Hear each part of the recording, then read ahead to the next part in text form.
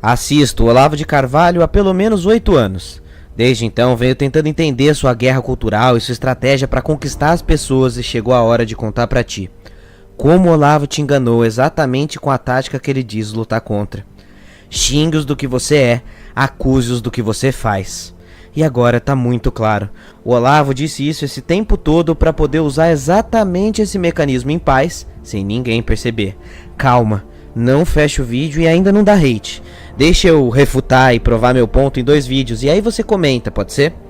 Ou então, se for dar dislike, eu só peço uma coisa: seja honesto e vá até o final do vídeo, ok? É o mínimo que você precisa fazer para não ser um idiota, concorda? Então, primeiro o falso decálogo de Lenin. Eu noto que há muito tempo o Olavo repete que todo esquerdista usa a tática do Lenin para guerra cultural inspirada no Gramsci. Eu achei isso meio estranho e quando eu fui pesquisar, eu descobri que nos Estados Unidos essa frase é atribuída a Lenin em mais de 10 mil sites. No entanto, se a gente for um pouco mais a fundo, a gente encontra um livro chamado Eles Nunca Disseram, publicado pela Universidade de Oxford, que fala a respeito de citações falsas, errôneas e enganosas. E lá está a citação de Lenin, que é falsa, e foi dita a primeira vez pelo evangelista Billy James nos anos 60. E é provável que disse isso no contexto de Guerra Fria para poder fazer uma caricatura dos russos. E aí com isso eu percebi, opa, então um dos pilares dos argumentos do Olavo são baseados em mentiras da Guerra Fria? Por que ele tá usando tanto isso? Foi só aí que eu me toquei.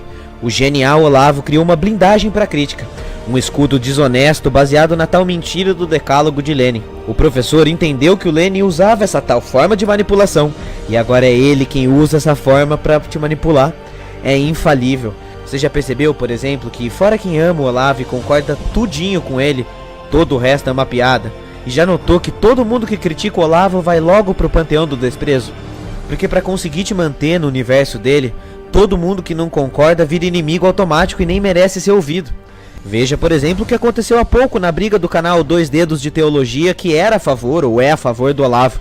Assim que ele discordou, mesmo sendo educado e digno, virou inimigo, tomou desprezo, ódio e violência. E é sempre assim. Você já deve ter notado que em muitos casos o Olavo nem argumenta, apenas xinga.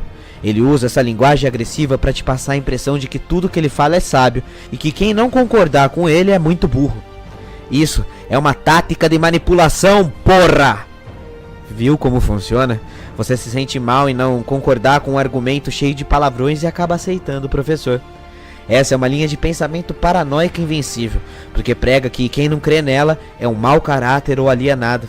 E tem alguma coisa errada aí. Concorda que tem algo errado aí? Que quando você não pode discordar de alguém, provavelmente você é o manipulado?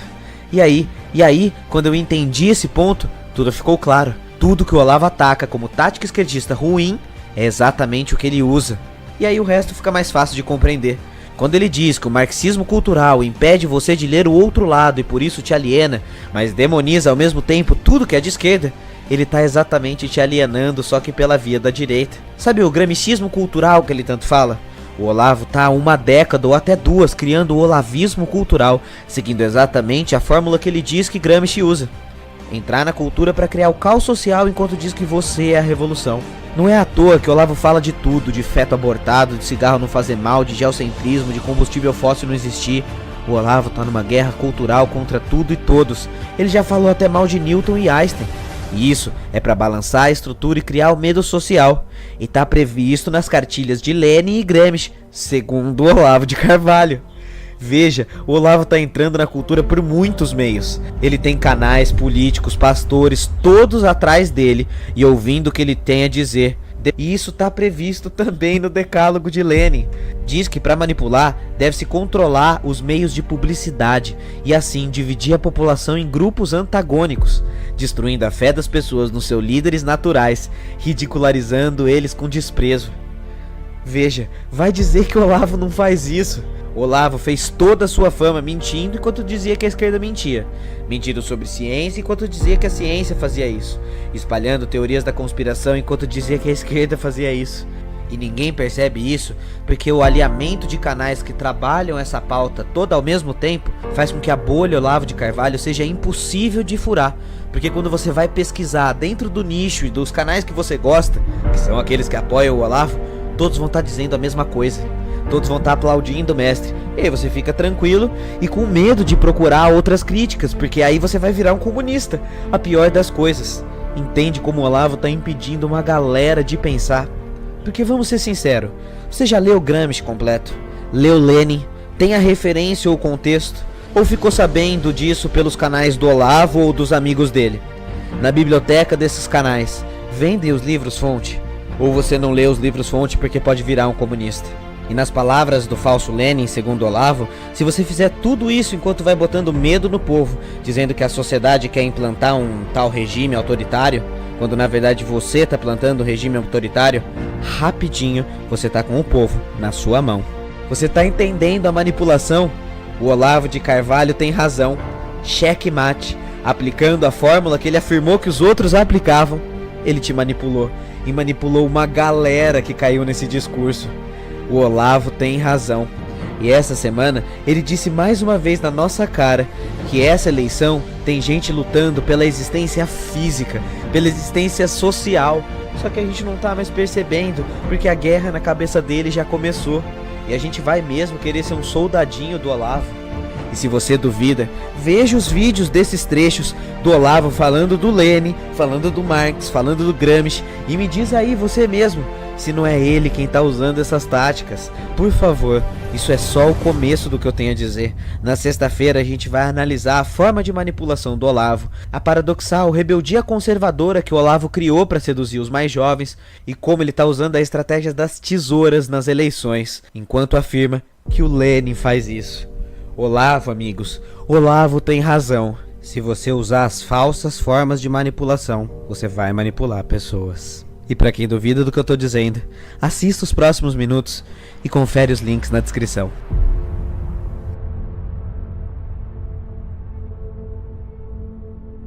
O conjunto da revolução cultural é uma técnica de engodo. É um engano. Quer dizer, você vai fazer uma coisa sem parecer que está fazendo outra. A ideia básica é de uma destruição civilizacional. Ou seja, você corroer todos os valores, critérios, símbolos, modos de pensar. Portanto, para isso precisa ter uma ação em profundidade na sociedade. O partido deve estar no comando de toda a vida cultural, social e política sem que ninguém o saiba. Ou seja, isso é uma engenharia da inconsciência. É uma coisa tão inédita que o pessoal do outro lado nem percebeu. Levaram décadas para perceber. Você vê no Brasil, por exemplo. Então, isso quer dizer que a revolução cultural é, na verdade, uma revolução incultural. A revolução cultural só pode dar certo se ninguém entender o que está acontecendo, a não ser aqueles 2 ou 3 engenheiros sociais do partido que estão comandando o processo. Nem os próprios agentes envolvidos precisam ou podem compreender, porque se o agente, né, digamos o militante, está compreendendo o processo inteiro, então o poder do partido já não é mais invisível, se torna visível e ele começa a ser objeto de discussão.